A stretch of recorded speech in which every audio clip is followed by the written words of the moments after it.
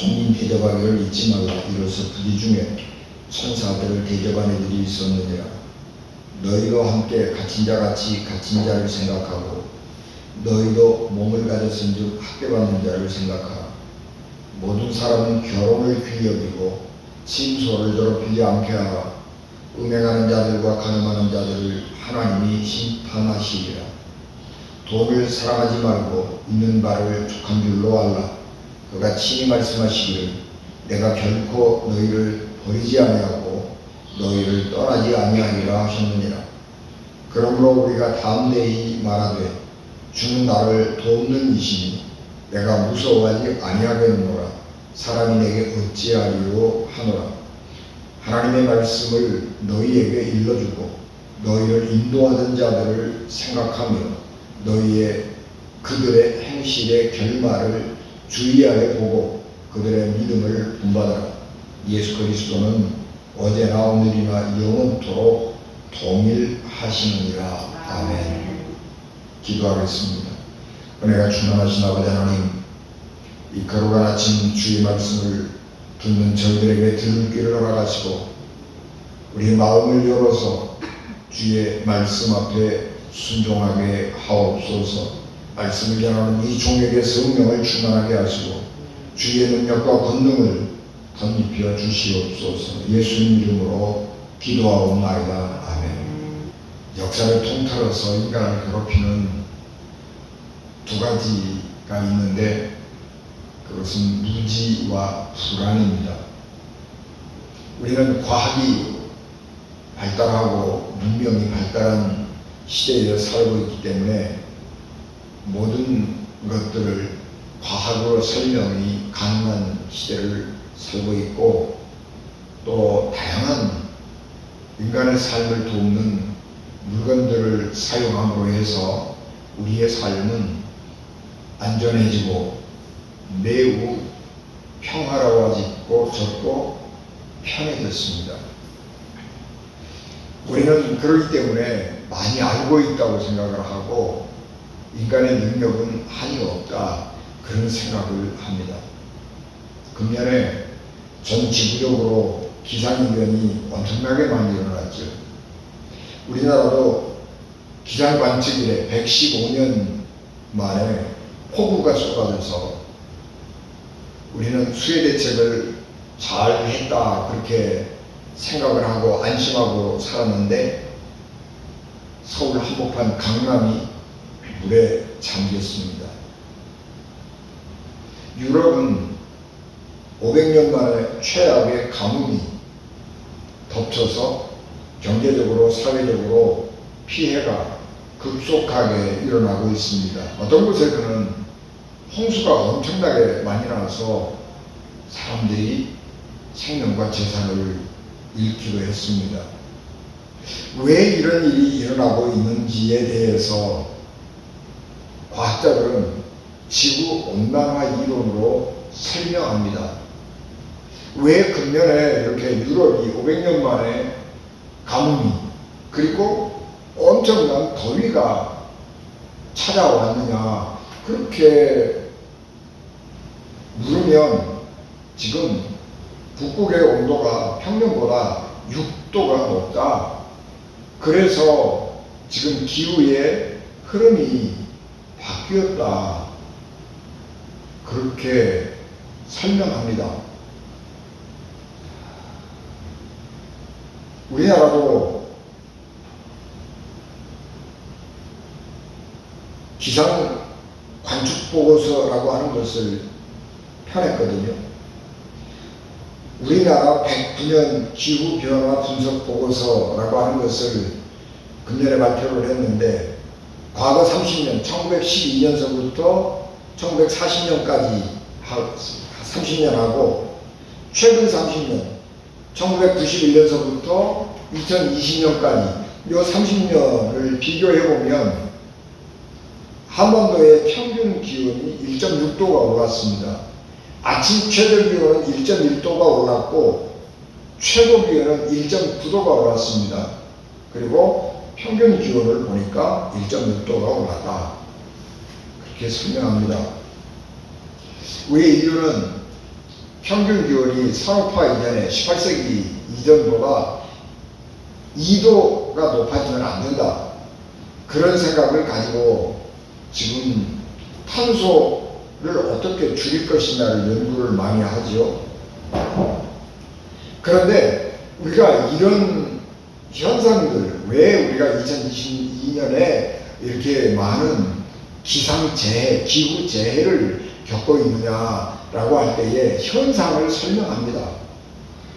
필리핀 앞에 있는 앞바다인 서태평양의 물 온도가 지금 3년, 4년째 높아가지고 굉장히 어렵고, 미국 앞바다 동태평양 그쪽의 수온은 낮아서 이거 보고 라니냐 현상이라고 그러는데, 이 라니냐 현상이 있는 해에는 이렇게 기상재해가 많고 태풍도 많다, 그렇게 설명을 합니다. 근데 그것은 왜 이런 일이 일어났느냐에 대한 현상을 설명하는 것입니다. 과학은 현상을 설명하는 것입니다. 그런데 왜 지구의 온도가 올라가고 있느냐, 그런 원인은 몰라요. 지구의 기온이라고 하는 것은 계속 지금서부터 만 년 전부터 계속 올라가고 있었어요. 우리가 이 과학적인 연구를 통해서 우리 지구의 46억 년이라고 말하는데, 이 기간 동안에 엄청나게 많은 기후변화가 있었습니다. 그래서 빙하기가 있었고 해빙기가 있었는데, 그래서 지금 우리는 간빙기라고 해요. 빙하기와 빙하기 사이에서 온도가 살짝 높아지는 간빙기를 살고 있다, 그렇게 얘기하고 있습니다. 지구의 온도는 기본적으로 점점 높아지고 있었는데, 인류가 편리하게 살기 위해서 화석연료를 많이 사용하기 때문에 지구 공기 중에 이산화탄소 농도가 높아졌다. 그래서 이산화탄소 농도가 높아져서 온실 효과를 내서 지구의 온도가 점점 높아진다. 그래서 인간이 할 수 있는 일은 뭐냐? 탄소 배출을 줄이자. 그렇게 해서 지금 전 세계가 노력을 하고 있는 것입니다. 다시 말하면 과학을 가지고 현상을 설명할 수는 있을지 모르지만, 왜 지구가 온도가 높아졌다 낮아졌다 하는지 원인은 모르는 겁니다. 인간의 무지지요. 인간이 알지 못하는 것입니다. 그런데 알지 못하는 인간이 모든 것을 알고 있는 것처럼 말하고 모든 것을 할 수 있는 것처럼 행동하는 것입니다. 그것이 문제입니다. 그 다음으로 인간이 가지고 있는 큰 문제 가운데 두 번째는 불안입니다. 우리가 모르잖아요. 내일 우리 앞에 어떤 일이 일어날지 모르잖아요. 그렇기 때문에 불안이라고 하는 것은 무지에서 기인하는 것입니다. 지금 우리는 굉장히 안전한 세상 가운데 살고 있죠. 그래서 우리의 삶은 인류 역사상 가장 안전하고 가장 편리한 시절을 살아갑니다. 과거에는, 옛날에는 자연재해, 그리고 맹수들로부터 자유롭지 못했습니다. 살고 있다가 어느 날 자연재해가 일어나면 그냥 죽는 것이고, 우리가 밖에 나가서 생산활동을 하다가, 경제활동을 하다가 맹수들의 공격을 받으면 죽는 것입니다. 그래서 우리나라도 지금부터 100년 전만 해도 호환이라고 하는 것, 호랑이가 무서워서 반에는 굉장히 조심하고 살았습니다. 지금 우리나라 산들이 굉장히 많이 무거워졌잖아요. 그래서 우리가 산에 갈 때 굉장히 조심스럽습니다. 제가 도봉산을 올라가다 보면 멧돼지를 만날 때가 가끔 있습니다. 근데 굉장히 커요. 멧돼지뿐만 아니라 노루도 있고요. 많이 있습니다. 그런데 또 더 무서운 것은 뭐냐 그러면, 자연환경이 좋아지다 보니까 뱀들이 많이 늘어나는 거예요. 그래서 우리가 산으로 들러 나갈 때에 뱀에 대한, 독사에 대한 주의도 굉장히 많이 해야 하는 것입니다. 그래서 우리의 이런 삶들을 매우 불안하게 만드는 것입니다. 제가 오래도록 우리가 수요일 예배도 못 드리고 그래서 예배에 대한 갈증, 기도에 대한 갈증이 있어서 기도할 자리, 산기도를 제가 몇 년 쉬었잖아요. 그래서 기도할 자리를 좀 봐야 되겠다. 그리고 답사를 하러 갔습니다. 그래서 올라가니까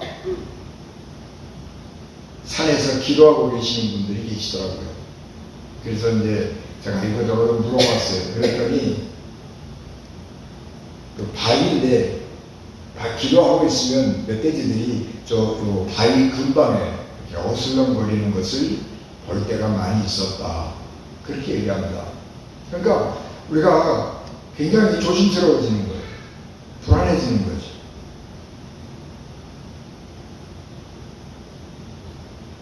특별히 급변하는 우리 세상은 우리를 매우 불안하게 만듭니다. 내일 또 지금처럼 내가 안전하게 살 수 있을 것인가 하는 것에 대한 자신이 없기 때문에 우리는 보험을 여러 개를 들죠. 그래서 그 불안에 대해서 대비하려고 하는 것입니다. 보험을 들어드는 이유는 불안하기 때문이에요. 그래서 우리는 이 무지와 불안을 극복하기 위해서 노력을 많이 합니다. 히브리서는 교회가 박해가 예상되는 상황 속에서 불안을 느끼는 성도들에게 신앙을 격려하기 위해서 기록한 말씀입니다. 그래서 이 어려운 상황을 극복하기 위해서 가장 먼저 해야 되는 것은 무지를 극복하는 일이었습니다. 내가 믿고 있는 예수님이 어떤 분인지, 내가 믿는 하나님은 어떤 분인지 그런 것들을 알아야 했습니다. 그래서 히브리서를 쓰고 있는 성경 기자는 예수 그리스도 그분은 인류 역사에서 가장 위대하다고 말하는, 이스라엘 역사에서 가장 하나님과 빈번하게 가까이 접촉했고 하나님의 말씀을 따라 순종하면서 이스라엘 백성들을 가나안 땅으로 인도했던 모세보다 더 위대한 하나님의 아들이다. 모세는 하나님의 집에서 종이었지만 예수 그리스도는 하나님의 아들이라고 하는 것을 가르쳤습니다. 그래서 그 예수 그리스도, 우리가 믿는 하나님, 그분은 어제나 오늘이나 변함이 없는 분이다 라고 하는 것을 가르치면서 무지를 극복하고 하나님을 신뢰하는 믿음을 갖도록 가르쳤습니다. 그리고 그러면 우리가 이제 이 예수 그리스도를 믿는 사람으로서 어떻게 살아야 할 것이냐, 그런 문제를 성도들에게 가르치려고 할 때에 제일 먼저 피부에 다가오는 것이 불안입니다. 왜냐 그러면 박해가 다가오고 있단 말이에요. 다른 주변의 교회들의 소식을 들어보면 예수 그리스도를 믿는다고 하는 이유 때문에 많은 사람들이 박해를 받아서 죽기도 하고 추방을 당하기도 하는 그런 소식들을 듣는 것입니다. 곧 언젠가 하나님을 섬기는 우리들에게도, 우리 교회에도 이런 박해들이 다가올 것인데 그때에 우리는 어떻게 해야 되는가 하는 것입니다. 여러분, 박해를 받는다라고, 어려움이 우리에게 다가온다라고 하는 것을 알 때 불안해지는 거예요. 그리고 불안해지면 삶이 흐트러지는 것입니다. 지금 내가 불안한데 아무것도 없는 것처럼 태연하게 살아갈 수 있나요? 불가능한 얘기죠. 그래서 이런 변함이 없는 예수 그리스도를 믿는 사람들은 믿음 안에서 신앙생활을 올바로 해야 된다 라고 하는 것을 가르치는 것입니다. 그래서 그래서 우리가 봉독하지 않았습니다마는 히브리서 12장 28절에서 우리가 흔들리지 않는 나라를 받았은즉 은혜를 받자. 이로 말미암아 경건함과 두려움으로 하나님을 기쁘게 섬길지니, 그렇게 말씀했습니다. 하나님의 나라, 흔들리지 않는 나라, 그 나라를 우리가 하나님으로부터 받았습니다. 로마는 망할지라도 하나님의 나라는 영원히 지속된다고 신국문을 썼던 어거스틴의 믿음인 것입니다. 세상 나라들은 이런저런 이유들 때문에 흥망성쇠를 거치게 되는 것이고, 우리의 삶의 환경은 이런저런 이유들 때문에 흔들리고 변화할 수밖에 없는 것이지만, 하나님의 나라, 그 나라는 영원히 쇠하지 아니하고 망하지 아니하고 지속된다라고 하는 믿음, 그리고 그 나라를 하나님을 믿는 사람들에게 하나님이 은혜로 주셨다라고 하는 것을 믿고 두려움으로 하나님을 경건함으로 기쁘게 섬겨야 된다, 그런 말씀입니다. 그래서 오늘 우리가 봉독한 말씀을 따르면 흔들리지 않는 나라를 받는 성도들이 어떻게 살아야 할 것인가 하는 것을 삶의 직접적인 교훈을 말씀하고 있는 것입니다. 고난이 앞에 있지만 우리는 흔들리지 않는 하나님의 나라를 선물로 받은 사람들이고, 어제나 오늘이나 변함이 없는 예수 그리스도를 믿는 사람이기 때문에 우리는 세상 사람들처럼 살아서는 안 되는 것입니다. 그러면서 히브리서 기자가 우리에게 말씀하는 것은 사랑의 삶을 살아라 라고 하는 권면을 하는 것입니다. 하나님께 영광을 돌리는 삶을 살아야 하는 것이고, 하나님이 기뻐하시는 삶을 사는 것, 그것이 그리스도인의 삶입니다. 이 삶은 활같이 우리 앞에 다가올지라도 포기해서는 안 되는 삶입니다. 우리가 사랑해야 할 대상은 세 부류의 사람들이 있습니다. 첫째는 같은 믿음을 가진 사람, 둘째는 나그네, 셋째는 가족입니다. 우리는 사랑할 때에 말로 내가 세상 모든 사람들을 사랑합니다, 그렇게 선언하는 것은 아무 의미가 없는 거예요. 사랑이라고 하는 것은 구체적이어야 하는 것이고 행동으로, 실천으로 드러나야 하는 것이기 때문입니다. 우리가 누구를 사랑해야 될 것이냐, 어떻게 사랑해야 될 것이냐 하는 것은, 첫 번째는 같은 믿음을 가지고 같은 교회를 섬기는 하나님의 사람들입니다.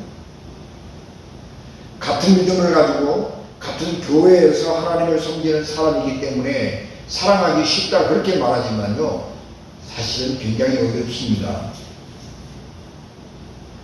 같은 예수님을 믿지만 생각이 다르고 어떤 경우는 믿음도 다른 경우가 있어요.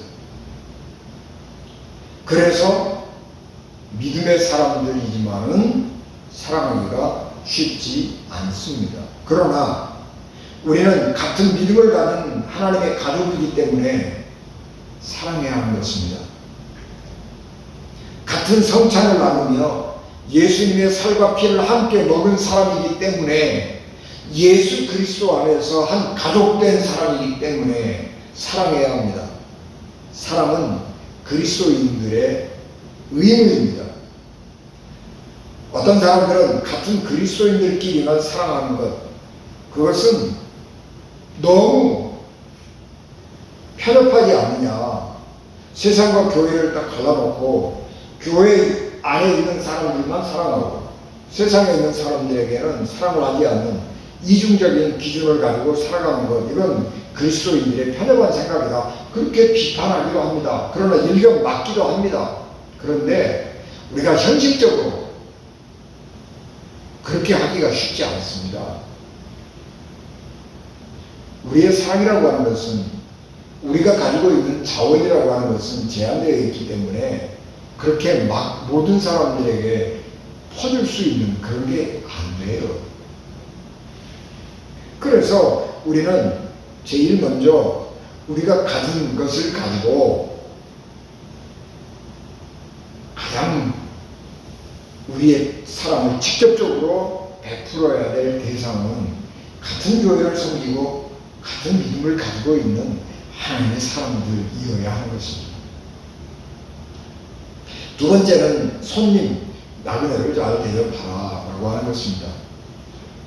낯선 사람을 맞아들이고 낯선 사람에게 사랑을 베푸는 것을 환대라고 그러는데, 이 환대 가운데, 방법 가운데 하나가 자기 집에 찾아온 손님에게 잘 대해주는 것, 그것도 환대의 한 방법입니다. 환대라고 하는 것은 모든 사람들을 가슴을 열고 받아들이고 환영해 주는 것이거든요. 그런데 우리가 그렇지 않단 말이에요. 우리가 밖에 나가서 누군가를 막 도와주고 싶고 이렇게 자원봉사도 하고 싶고 이런 생각들이 많이 있지만 사실 그게 쉽지가 않단 말이에요. 그래서 우리가 그런 걸 잘 못하지만 적어도 우리가 내 집에 찾아온 사람을 따뜻하게 맞아주는 것은 할 수 있잖아요. 이스라엘 사람들은 그 중동 그게 아열대 지방이잖아요. 혹은 열대 지방, 아열대 지방 굉장히 덥습니다. 그래서 정오물 햇볕이 쨍쨍 날 때는요 사람들이 활동을 할 수가 없어요. 그래서 그 시간에는 나가서 낮잠 자야 돼요. 아브라함도 더위를 피해서 자기 천막 밑에서 그늘 위에서 쉬고 있는데 그 땡볕에 걸어가는 세 사람을 보았습니다. 그런데 이 땡볕에 걸어가기가 얼마나 힘들겠어요. 그래서 아브라함이 사람들을 쫓아가서 자기 집에 모셔드리고 여기서 그늘에서 좀 쉬고 가시라고 사람들을 불러들였어요. 그리고 아주 음식을 정결하게 잘 준비해서 그 사람들을 대접했습니다. 그랬더니 받은 축복이 뭐예요? 아브라함에게 내년엔 아들을 낳을 것이다. 그렇게 예언하고 축복해 줬습니다. 그리고 하나님께서 지금 소돔과 고모라 성을 멸망시키기로 작정했다라고 하는 하나님의 계획을 듣게 됩니다. 손님을 대접했더니, 손님을 잘 대접했더니 이렇게 큰 축복을 받았습니다. 그 사람들이 소돔 땅에 들어갔습니다. 소돔성에 들어갔는데 이 소돔성 사람들은 아주 무례하고 죄악이 많은 사람들이어서 손님 대접을 안 하는 거예요. 이 유목민들의 삶이라고 하는 것은 사람 보기가 얼마나 어려워요. 큰 넓은 들판에서 짐승들하고만 살지 낯선 사람 만나는 거 쉽지 않거든요. 그러니까 낯선 사람일지라도 사람 만나는 게 너무 반갑고 좋기 때문에 낯선 사람들을 자기 집으로 환대하는 것, 들판 맞아들이고 환대하는 것은 아주 삶이에요. 그런데 이 소돔 사람들은 낯선 사람들이 그 자기 성을 방문했는데 아무도 거들떠도 안 보는 거예요. 근데 롯이 그 사람들을 보았습니다. 그리고 그 사람들을 자기 집으로 연결했습니다.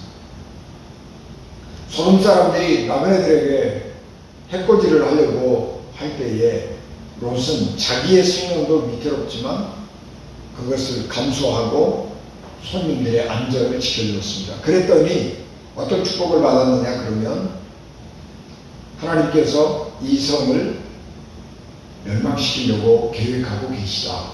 그러니까 네가 살려고 그러면 빨리 이 성을 떠나가거라. 그렇게 가르쳐줬습니다. 그런데 이 롯이 믿음이 없어가지고 미련이 많이 남아서 성을 안 떠나려고 그래. 에이 설마 이 큰 성이 어떻게 한순간에 무너지고 망할 것이야? 그리고 안 믿어요. 그래서 안 떠나려고 그래. 다음날 하나님께서 성을 멸망시키기로 하신 그날 아침에 롯의 가족이 안 떠나려고 그러는 거예요. 그러니까 그 천사들이 빨리 가거라 그러면서 가족의 손을 잡고 이끌어서 성 밖으로 내보내는 것입니다. 그래서 일가족이 구원을 받는 축복을 받았습니다. 초대교회에서 여기 손님 대접하기를 잊지 말아라 그렇게 말씀하시는 것은 낯선 나그네를 잘 대접해라 그런 말도 되지만 초대교회에 있어서 손님 혹은 나그네라고 하는 사람들은 수은의 전도자들을 가르칠 때가 많이 있습니다. 옛날에는 성경이 있지만 구약 성경밖에 없었잖아요. 신약 성경은 없어요. 그리고 예수님에 대해서 자세하게 알고 있는 사람도 없어요. 그러니까 예수님의 삶을 직접 목격했던 제자들이 사람들에게 예수님의 삶을, 예수님을 가르치는 거죠. 그리고 그 예수님의 제자들이 또 제자를 받아서 그 사람들에게 예수님을 가르치고 그 사람들이 또 나가서 예수님을 가르치는 거죠. 맨 처음에 예수님의 제자들은 내가 예수님과 함께 먹고 마실 때 그러고 전했어요. 예수님의 제자들은 예수님의 제자인 우리 선생님이 예수님에 대해서 이렇게 말씀했다. 그러면서 예수님이 어떤 분인지 우리가 어떻게 믿어야 할 것인지를 가르쳤습니다. 그런데 점점 그런 사람들이 죽어가는 거예요. 복음은 확장되어서 세계로 유럽 세계로 넓혀져 갔습니다. 그런데 예수님에 대해서 아는 사람들은 숫자가 적기 때문에 예수님에 대해서 가르침을 받았던 사람들이 순회하면서 교회들을 순회하면서 복음을 전하고 예수님을 전했습니다. 그리고 믿음을 굳게 격려했습니다. 이런 사람들을 나그네라고 해요. 순회 전도자. 그래서 교회가 순회 전도자들을 잘 받아들여서 그들을 잘 대접하고 그들이 전하는 예수 그리스도에 대한 믿음을 잘 배우라 그렇게 가르치는 것입니다. 그 다음에 세 번째 사랑의 대상은 가족입니다. 혼인을 귀히 여기고 잠자리를 더럽히지 말아라 라고 하는 이 말씀은 그때 당시에 로마 그리스 세계에 살고 있는 사람들이 보편적으로 가지고 있던 어려움이고 문제였습니다. 여러분, 우리가 사랑과 결혼이라고 하는 것이 결부된 것이 언제냐 그러면 산업혁명 이후에 18세기 이후에 사랑과 결혼이라고 하는 것이 결합된 거예요. 경제적으로 먹고 살만해지고 개인주의가 발달하면서 사랑과 결혼이라고 하는 것이 결합이 되는 것이고 그 전에는요 사랑과 결혼은 별개예요. 결혼이라고 하는 것은 정략이에요. 정략. 내가 원하는 것을 얻기 위한 수단이었다고요. 결혼이라고 하는 것은 배고픔을 면하기 위한 방법이기도 했습니다. 그렇기 때문에 결혼과 사랑이라고 하는 것은 아무 관계가 없는 거예요. 내가 사랑하지 않는 사람, 내가 얼굴을 한 번도 본 적이 없는 사람이지만 아버지가 시집 가라고 그러면 가는 거예요. 그래서 나이 차이가 몇 살 나는지도 몰라요. 20살도 차이 나고 30살도 차이 나고 이렇게 결혼을 하는 거예요. 그러니까 그 사이에서 뭐해? 부부간에 신뢰가 없잖아요. 부부간에 사랑이 없잖아요. 그러니까 어떻게 되는 거예요? 자기 눈에 맞는 사람, 자기 마음에 맞는 사람을 찾아가는 거예요.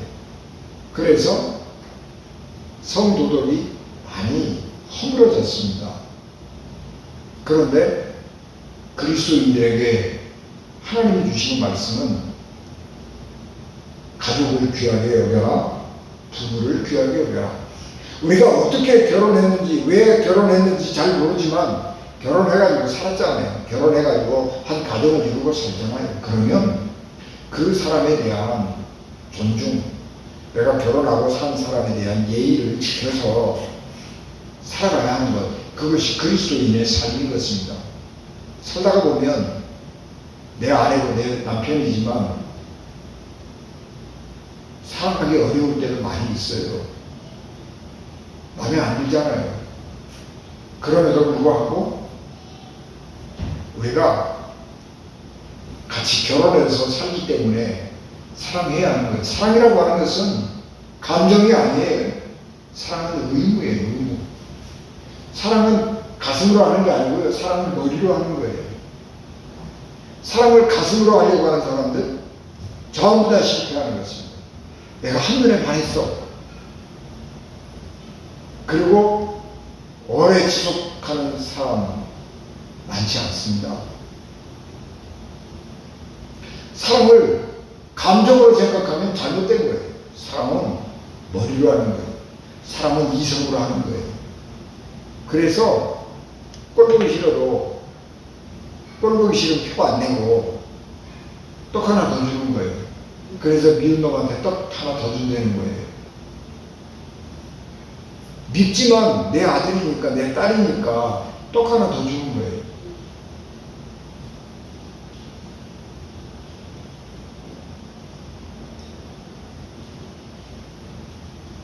이렇게 살아가는 삶은 그 당시 주변 사람들의 삶과 너무 달랐습니다. 그러니까 어떤 사람들은 기독교인들을 비난하기도 했고, 자기들하고 다르기 때문에, 다른 삶을 살기 때문에 비난하기도 했고, 어떤 사람들은 기독교의 그 고귀한 도덕적 삶이 너무 좋아서 기독교로 들어오는 사람도 있었고, 이 호불호가 갈리는 거죠. 그리스도인 입장에서 세상과 다른 삶을 산다고 하는 것은 굉장히 어렵고 힘든 일이에요. 그것은 굉장한 자존감이 없이는 살아갈 수 없는 삶이에요. 내가 이렇게 세상과 다르게 살고 힘겹게 살아가지만은 내가 이렇게 사는 게 맞아. 그러면서 자기 삶을 꿋꿋하게 지켜간다고 하는 것은 정말 힘들고 어려운 거예요. 그래서 많은 사람들은, 보통 사람들은 불안을 느끼는 거예요. 불안. 야, 내가 이렇게 살면 맞는 거야. 내가 세상 사람들하고 내가 믿음을 지키기 위해서 사람들에게 왕따 당하고 이게 이렇게 사는 것이 맞는 거야. 그런 생각을 하게 되는 거예요. 아니, 내가 가지고 있는 거 다른 사람들한테 다 퍼주고 나니까, 아니, 내가 남는 게 없단 말이에요. 뭐야, 이거? 그런 생각 하는 거지. 많은 사람들이 교회에 안 나오는 이유가 교회 가면 돈이 많이 든다는 것도 이유죠. 교회 가면 헌금해야 되잖아요. 아니, 그 힘들게 벌어가지고 그 많은 돈을 어떻게 교회에다가 헌금하냐. 아, 그러면 나는 뭐야. 아, 그 돈을 내가 저금을 해봤어라. 내가 그 돈을 저금했으면, 내가 20년을 30년을 그 돈을 저금했으면 와, 매덕되겠네. 이렇게 생각하면 불안해지는 거예요. 아까워지는 거예요. 그래서 어떻게 하냐, 돈을 모아야 되는 거야, 이게 믿음을 지켜야 되는 거야, 이런 고민들을 하게 돼요. 그때에 성령이 말씀하시기를, 성경은 우리에게 말씀하시기를, 돈을 사랑하지 말아라. 돈이 없다고 불안해하지 말아라. 내가 지금 허튼 데다가 쓰고 내 미래를 위해서 아무것도 쌓아온 것이 없기 때문에 내 미래가 어떻게 될까 불안해하지 말아라 라고 말씀하는 것입니다.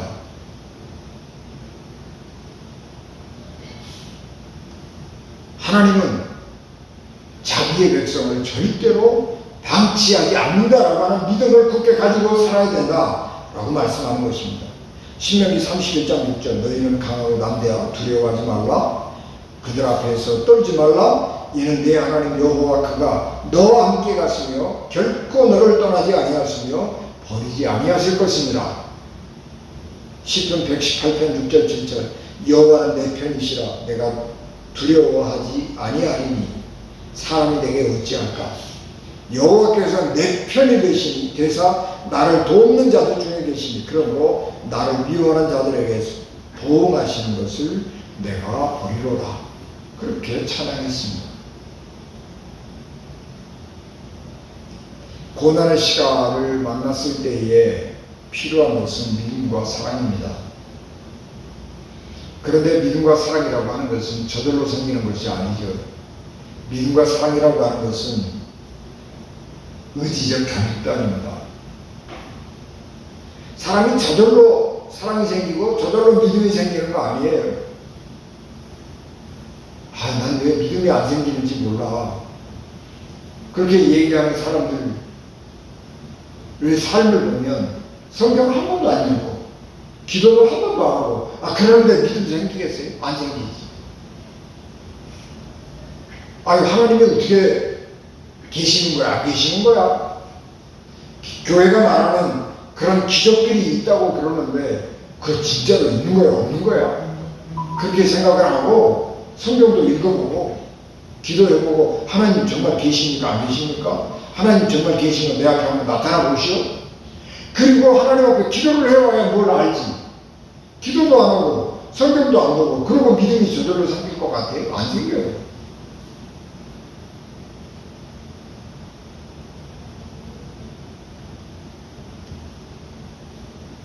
우리가 믿음을 얻기 위해서 의지적으로 그렇게 결단을 해야 합니다.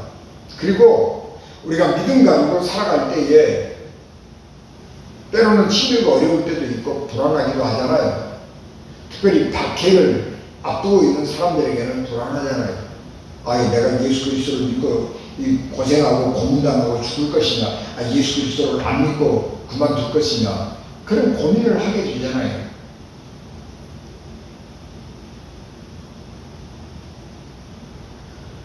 우리 조선시대의 유명한 정약용 선생도 예수 믿고 죽을래, 예수 안 믿고 살래, 그렇게 많이 압박할 때에 나 예수 안 믿겠습니다. 그리고 살았잖아요. 그래서 유배 갔거든요. 유배 갔어요. 겉으로 나는 한 번도 예수님을 믿는 믿음을 포기한 적이 없다 그렇게 말하지만은 한 번 말했어요. 술 마시다가 나는 예수 그리스도를 부인한 적이 없다 그렇게 말했지만 그가 사랑한 것은 박해 기간 동안에 사랑한 것은 예수님을 부인했다는 얘기예요. 그러나 마음속으로는 나는 한 번도 예수를 부인하지 않았다 그렇게 말을 했어요. 이런 선택이 우리에게 올 때 불안해지는 거죠. 그럴 때에 히브리서 기자는 우리에게 뭐라고 말하냐 그러면 교회 지도자들을 보내는 거예요. 교회 지도자들이 고난을 당할 때에 어떻게 행동했는가를 봐라. 어떤 사람은 교회를 지키고 교회의 진리를 지키기 위해서 순교한 사람들이 있습니다. 흔들림 없는 믿음을 가지고 자기 목숨을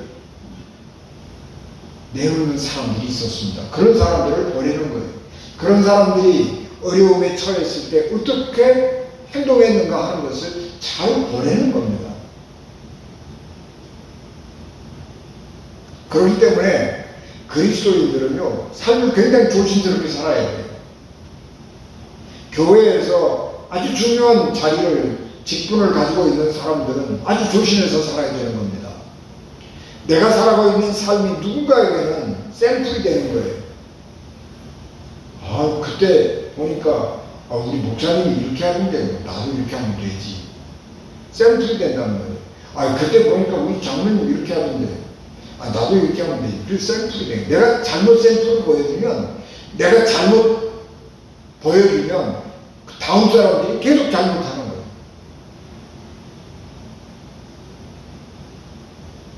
그래서 삶을 믿음 안에서 올바로 살아야 하는 것이고, 또 성도들이 삶이 어렵고 고난이 닥칠 때에는 교회 지도자들이 어떻게 했는가 그런 것들을 보고 본받아야 되는 겁니다. 하나님을 본받는다라고 하는 것은 상당히 어려워요. 왜냐하면 눈이 잘 안 보이기 때문에. 그러나 우리가 구체적으로 눈에 보이는 사람이 있으면 본받기가 쉬워져요. 그래서 교회 말씀을 전하는 지도자들을 잘 살펴보고 그들을 본받아라 그렇게 말씀합니다. 세상은 변합니다. 박해의 때도 있고 또 시련과 역경의 때도 있고 몸이 병들 때도 있습니다. 그러나 세상은 변합니다. 그래서 건강을 회복하기도 하고 박해가 지나서 영광의 시대가 오기도 하는 것입니다.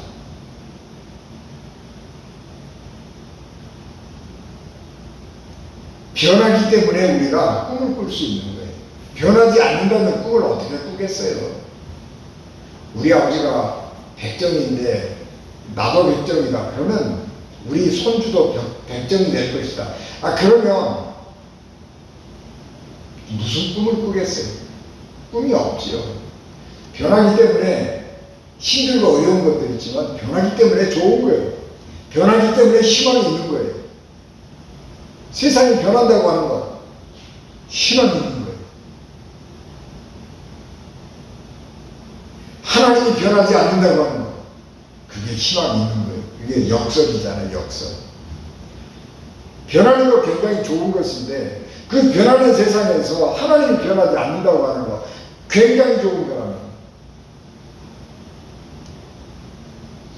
변하는 세상 속에서 변하지 않는 하나님을 믿기에 우리는 변함이 없는 삶을 살아갈 수가 있는 것이고, 그 변함이 없는 삶을 살면서 세상이 변하기 때문에 거기에서 우리가 새로운 기회를 잡을 수 있고 희망을 가질 수 있어서 좋은 거예요. 우리는 환경에 변화하기 위해서, 적응하기 위해서 우리의 신앙을 변개시켜서는 안 됩니다.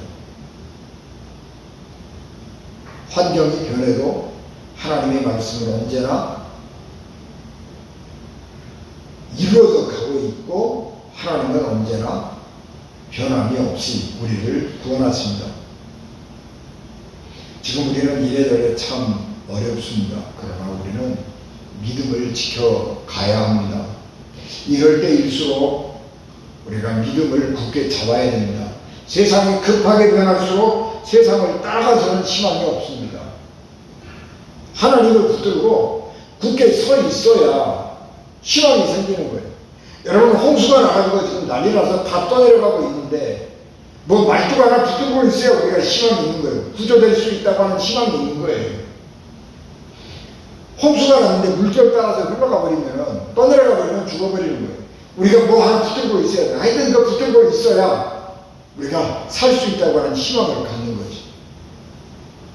예수 그리스도는, 우리가 믿는 예수 그리스도를 믿는 믿음은 이 변하는 세계 속에서 우리를 구원하는 생명줄입니다. 우리가 붙들고 살아야 할 기둥 같은 것입니다. 세상이 변하고 사람들의 믿음이 흔들리지만 변함이 없는 우리 하나님, 믿음의 주, 그리고 우리를 구원하신 예수 그리스도를 바라보고 그분을 사랑하면서 하나님을 기쁘시게 하는 삶, 하나님이 기뻐하시는 삶, 하나님께 영광 돌리는 삶을 사시기를 주 예수 그리스도 이름으로 축복합니다. 기도하겠습니다. 은혜가 충만하신 아버지 하나님, 주의 은혜를 저희에게 충만하게 하시고 능력을 더하옵소서. 우리의 믿음이 약해지지 아니하게 하시고 세상 따라가지 아니하게 도와주시고 사람들의 눈을 의지하고 살아가지 않도록 하나님 은혜 주시고 우리의 눈을 하나님께 고정하고 우리의 말씀을, 마음에 하나님의 말씀을 품고 살아가게 하옵소서. 예수님 이름으로 기도하옵나이다. 아멘.